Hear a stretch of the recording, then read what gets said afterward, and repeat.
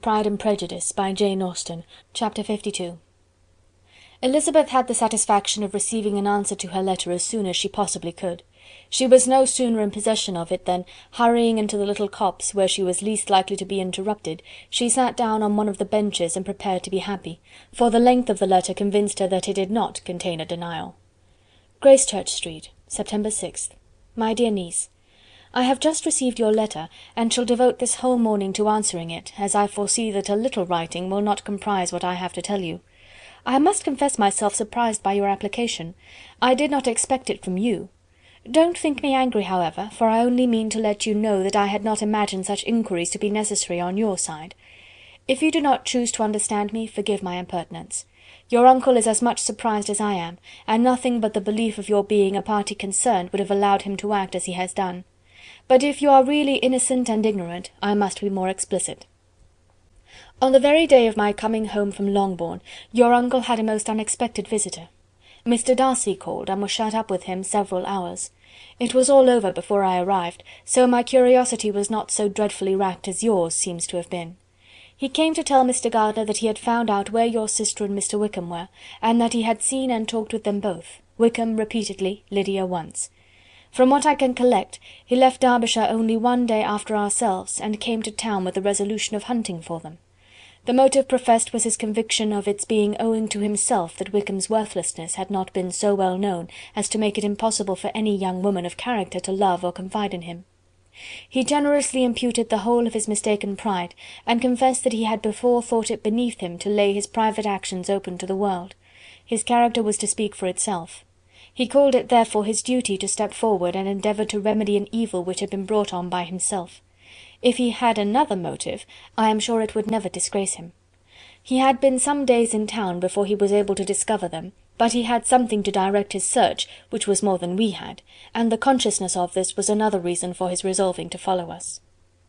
There is a lady, it seems, a Mrs. Young, who was some time ago governess to Miss Darcy, and was dismissed from her charge on some cause of disapprobation, though he did not say what. She then took a large house in Edward Street, and has since maintained herself by letting lodgings. This Mrs. Young was, he knew, intimately acquainted with Wickham, and he went to her for intelligence of him as soon as he got to town. But it was 2 or 3 days before he could get from her what he wanted. She would not betray her trust, I suppose, without bribery and corruption, for she really did know where her friend was to be found.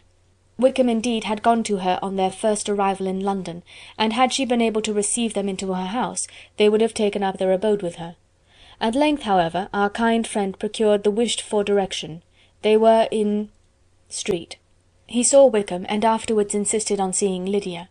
His first object with her, he acknowledged, had been to persuade her to quit her present disgraceful situation, and return to her friends as soon as they could be prevailed on to receive her, offering his assistance as far as it would go. But he found Lydia absolutely resolved on remaining where she was. She cared for none of her friends, she wanted no help of his, she would not hear of leaving Wickham. She was sure they should be married some time or other, and it did not much signify when. Since such were her feelings, it only remained, he thought, to secure and expedite a marriage, which, in his very first conversation with Wickham, he easily learnt had never been his design. He confessed himself obliged to leave the regiment on account of some debts of honour, which were very pressing, and scrupled not to lay all the ill consequences of Lydia's flight on her own folly alone. He meant to resign his commission immediately, and as to his future situation, he could conjecture very little about it. He must go somewhere, but he did not know where, and he knew he should have nothing to live on. Mr. Darcy asked him why he had not married your sister at once. Though Mr. Bennet was not imagined to be very rich, he would have been able to do something for him, and his situation must have benefited by marriage. But he found, in reply to this question, that Wickham still cherished the hope of more effectually making his fortune by marriage in some other country. Under such circumstances, however, he was not likely to be proof against the temptation of immediate relief. They met several times, for there was much to be discussed. Wickham, of course, wanted more than he could get, but at length was reduced to be reasonable.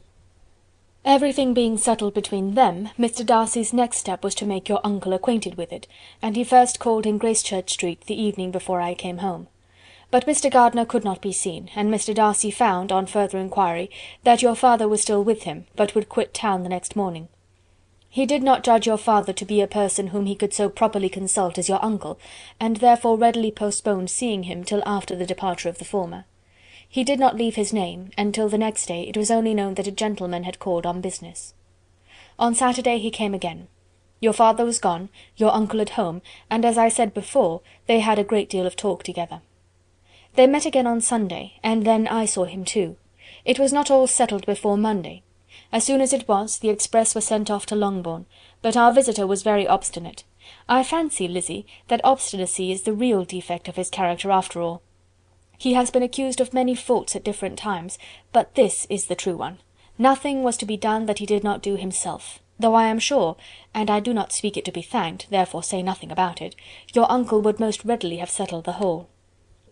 They battled it together for a long time, which was more than either the gentleman or lady concerned in it deserved, but at last your uncle was forced to yield, and instead of being allowed to be of use to his niece, was forced to put up with only having the probable credit of it, which went sorely against the grain, and I really believe your letter this morning gave him great pleasure, because it required an explanation that would rob him of his borrowed feathers, and give the praise where it was due.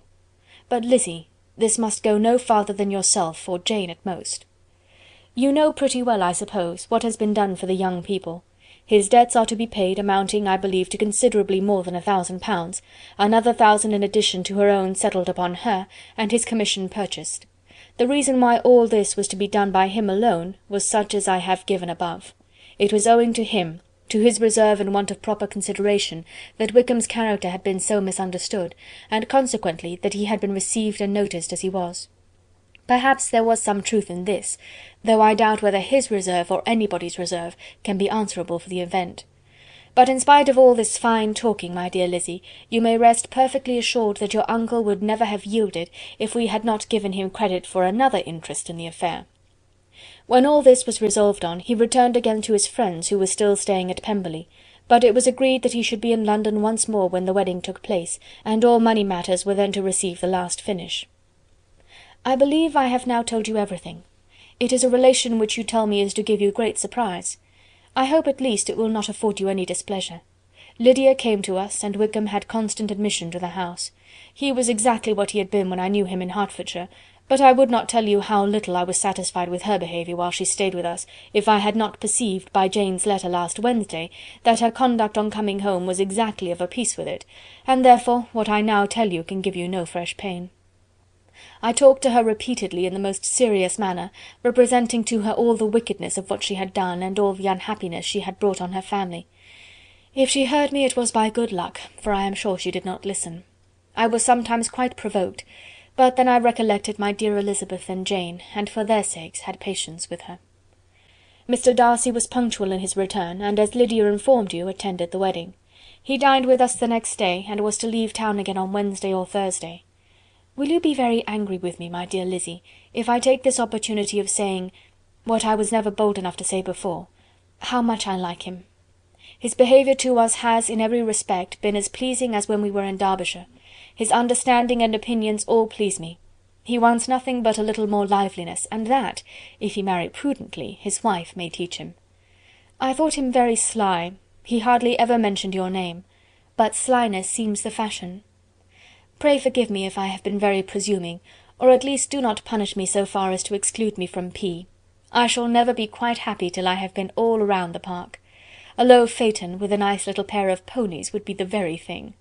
But I must write no more. The children have been wanting me this half-hour. Yours very sincerely, M. Gardiner. The contents of this letter threw Elizabeth into a flutter of spirits, in which it was difficult to determine whether pleasure or pain bore the greatest share.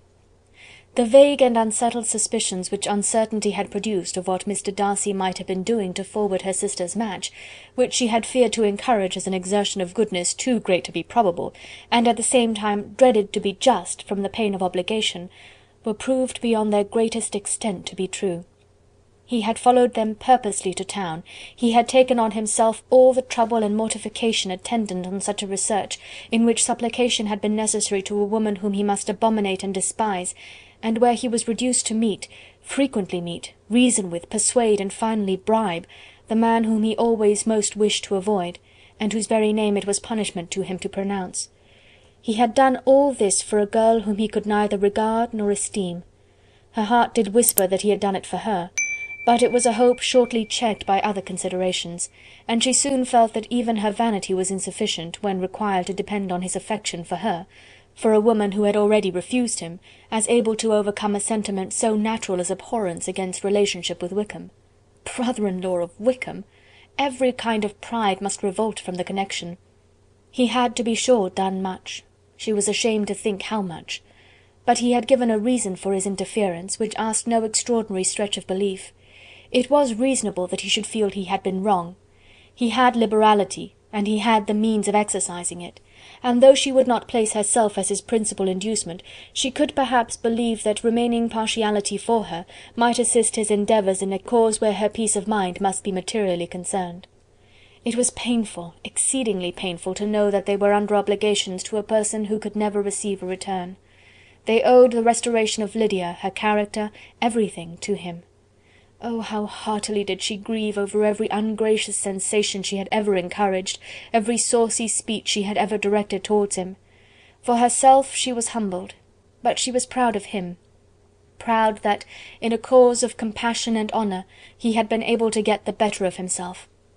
She read over her aunt's commendation of him again and again. It was hardly enough, but it pleased her. She was even sensible of some pleasure, though mixed with regret, on finding how steadfastly both she and her uncle had been persuaded that affection and confidence subsisted between Mr. Darcy and herself. She was roused from her seat and her reflections by someone's approach, and before she could strike into another path, she was overtaken by Wickham. "I am afraid I interrupt your solitary ramble, my dear sister," said he as he joined her. "You certainly do," she replied with a smile, "but it does not follow that the interruption must be unwelcome." "I should be sorry indeed if it were. We were always good friends, and now we are better." "True. Are the others coming out?" "I do not know. Mrs. Bennet and Lydia are going in the carriage to Meryton. And so, my dear sister, I find from our uncle and aunt that you have actually seen Pemberley." She replied in the affirmative.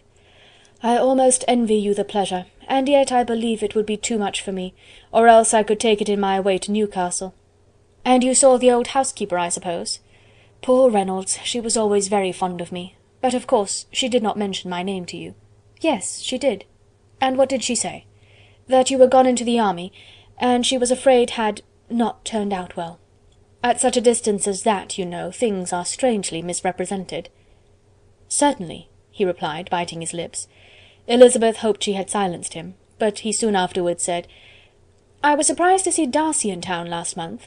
We passed each other several times. I wonder what he can be doing there."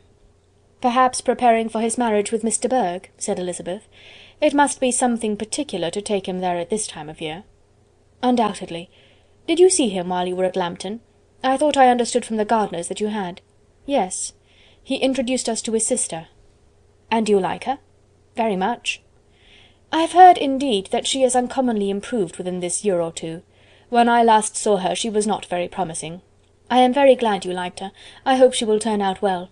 "I dare say she will. She has got over the most trying age." "Did you go by the village of Kympton?" "I do not recollect that we did.